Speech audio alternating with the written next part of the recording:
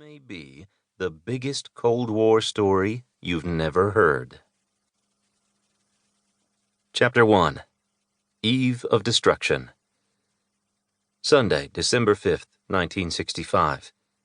En route, Special Operations Area in the South China Sea to Yokosuka, Japan. Halfway through its second Vietnam tour, the 42,000-ton aircraft carrier USS Ticonderoga plowed on through a blue-green sea towards Japan, leaving behind the war.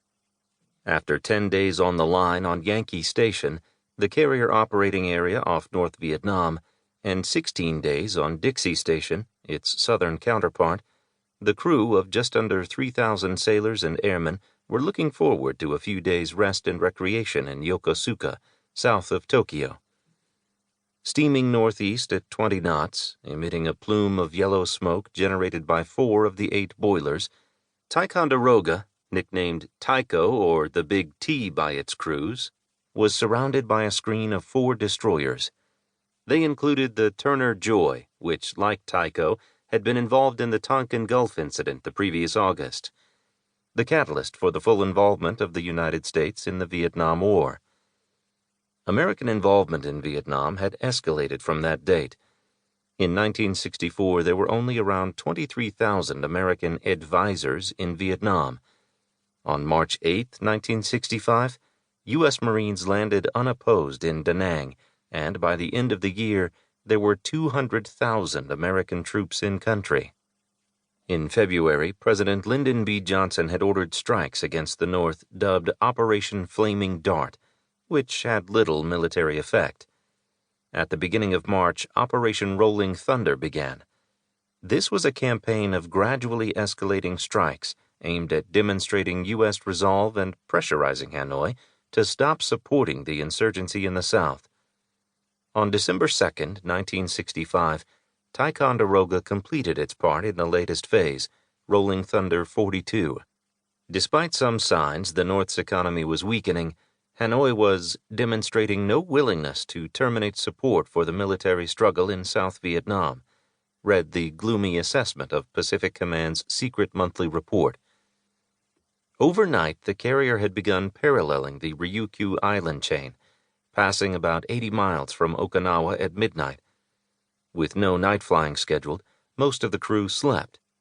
Those standing the middle watch were looking forward to some extra bunk time on Sunday morning, when reveille was not normally called at sea.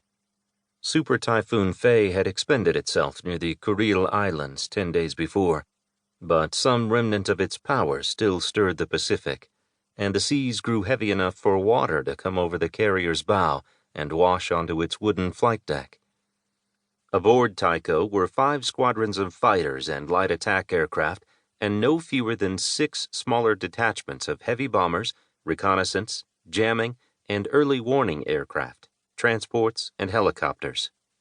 All in all, nearly 75 aircraft formed Carrier Air Wing 5, CVW-5, flown, maintained, loaded, and administrated by nearly 1,000 aircrew and airmen. The main striking elements of Air Wing 5 were the 2 squadrons of Douglas A-4 Skyhawk jet fighter bombers.